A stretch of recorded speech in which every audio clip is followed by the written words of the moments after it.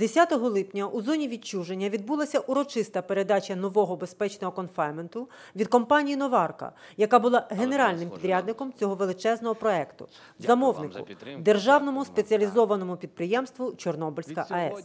У заході взяв участь президент України Володимир Зеленський, представники країн-вкладників Чорнобильського фонду укриття, представники ЄБРР, керівництво та представники ДІЯРУ, Мінприроди, Державного агентства з управління зоною відчуження, керівництво та представники Чорнобильської АЕС та «Новарки».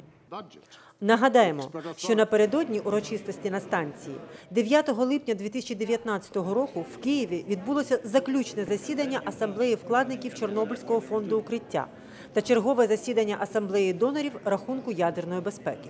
У складі української делегації на засіданні працювали міністр екології та природних ресурсів України Остап Семерак, голова Державного агентства України з управління зоною відчуження Віталій Петрук, виконуючий обов'язки генерального директора Державного спеціалізованого підприємства Чорнобильська АЕС Сергій Калашник та голова Державної інспекції України з ядерного регулювання Григорій Плачков. На Асамблеї Європейським банком реконструкції та розвитку було представлено інформацію щодо стану виконання робіт за планом здійснення заходів на об'єкті укриття, включаючи проекти будівництва нового безпечного конфайнмента та сховища відпрацьованого ядерного палива СВЯП-2. В рамках урочистості на промисловому майданчику станції президент України Володимир Зеленський особисто відвідав центральний щит контролю і управління нового безпечного конфайнмента та простір під аркою НБК, ознайомився з ходом робіт по завершенню будівництва сховища відпрацьованого ядерного палива сухого типу СВЯП-2, а також віддав данину пам'яті подвигу ліквідаторів аварії на ЧАЕС, поклавши квіти до меморіалу героям Чорнобиля. Він вручив найвищі державні нагороди орден «Золота зірка» колишнім працівникам ЧАЕС Олексію Ананенку та Валерію Безпалову, які у 1986 році забезпечили спорожнення басейна Барботера від води і тим самим запобігли небезпеці нового вибуху. Присвоєно звання Герой України з удостоєнням ордена «Золота зірка» посмертно Баранову Борису Олександровичу, начальникові зміни Чорнобильська АЕС у 1976-2005 роках. Нагороду отримує син Олександр Борисович. В ході зустрічі з представниками країн-донорів президент України висловив глибоку вдячність усім, хто допомагав і продовжує допомагати Україні в подоланні наслідків аварії на Чорнобильській АЕС. Підкреслив своє захоплення тим, що робиться сьогодні на майданчику за міжнародними проектами, а також наголосив на необхідності розвитку туристичного потенціалу Чорнобильської зони. Хочу подякувати всім героям, всім ліквідаторам, всім людям, всім донорам, всім українцям і західним нашим партнерам, які дійсно зробили великий внесок. І те, що я побачив вже зараз своїми очима, я хочу вам подякувати за те, що ви зробили, за те, що ви робили всі ці роки. Дякуємо від українського народу. Дякую. Ви знаєте, сьогодні дуже символічний день в багатьох сенсах цього слова. По-перше, сьогодні ми отримуємо ключі від споруди, яка створена спільними зусиллями десятків країн світу для захисту всієї планети і людства від радіаційного забруднення, що є проблемою, що дійсно світова проблема, що немає кордонів. Хочу щиро подякувати ліквідаторам аварії та всім ще раз дякую, хто брав в цьому участь. Це ще раз доводить, що об'єднавшись, ми можемо справитись з найсерйознішими викликами планетарного масштабу, такими як, наприклад, зміна клімату або гібридні війни. Вірю, що ефективні інструменти спільного вирішення цих проблем будуть найближчим часом знайдені. По-друге, ви знаєте, сьогодні ми маємо дати цій території України нове життя. Досі Чорнобиль був негативною частиною бренду України. Настав час це змінити. Ми маємо перетворити нашу проблему на нашу перевагу. Чорнобиль – це унікальне місце на планеті Земля. де природа відроджується після світової техногенної катастрофи, де є справжнє місто-привид. Це місце, де 33 роки назад зупинився час. Ми маємо показати це місце світу, науковцям, екологам, історикам, туристам. На жаль, досі зона відчуження є ще й символом корупції в Україні.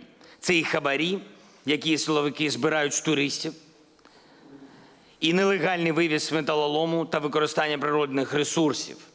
Все це ми дуже скоро припинимо. Сьогодні я підписав указ, що стане початком перетворення зони відчуження на одну з точок зростання нової України. Для початку ми створимо зелений коридор для туристів та приберемо передумови для дрібної корупції. Більше не буде величезних черг на КПП та раптових відмов, про які людина дізнається, уже приїхавши на пункт пропуску. Заборон не буде, заборон знімати відео та інших подібних дурниць теж не буде.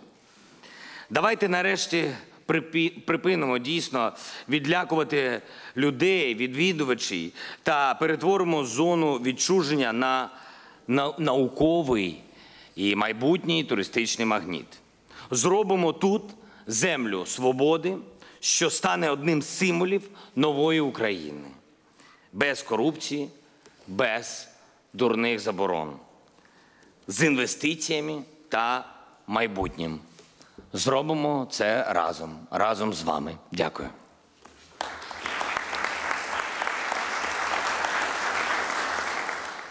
Пане президенте, я зробила річ як представник G7, але хотіла би сказати вже як посол Франції, как я горжусь тем, что именно французские предприятия строили эту арку, яку вы видели. Ведь это конкретный и крупный знак нашей поддержки Украины.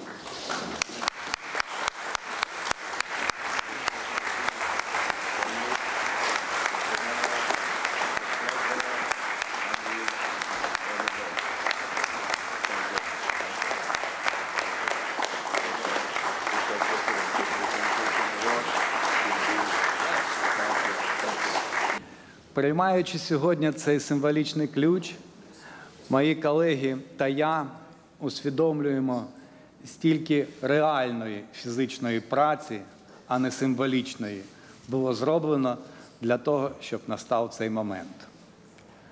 Ми всі плідно працювали 12 років, плідно та наполегливо. Ми всі, тисячі людей, від Америки до Австралії, від Гваделупи до Філіппін. Ми продемонстрували, як люди різних національностей та віросповідань, різних громадянств та професій можуть об'єднатися заради однієї мети. Сьогодні ця мета досягнута. Від сьогодні, протягом липня, система за системою та приміщення за приміщенням управління об'єктом перейде до співробітників Чорнобильської атомної електростанції. Я хочу запевнити вас в тому, що ми з усією відповідальністю розуміємо нашу роль в експлуатації цього об'єкта. Ми готові, та ми пишаємось цим. Глядя вам в очі, дозвольте з подякою пригадати всіх, хто приймав участь в фінансуванні, проєктуванні та створюванні нашого об'єкта. Їх енергія та думки надихали та допомагали нам. Дякуємо їм та дякуємо вам. Важко переоцінити ту допомогу, яку отримала Україна від міжнародної спільноти. Об'єкт, який цього року буде введений в експлуатацію, дійсно унікальний. Унікальна організаційна структура цього процесу, як він будувався, і унікальний досвід, який отримали всі сторони, які були залучені до спорудження цього об'єкту. Я хотів би трішки зупинитися на основних ключових віхах. Справа в тому, що міжнародні договори між Україною і ЄБРР були підписані ще в 96-97 роках по будівництву двох найбільших проєктів – це новий безпечний конфайнмент та сховище відпрацьованого ядерного палива 2.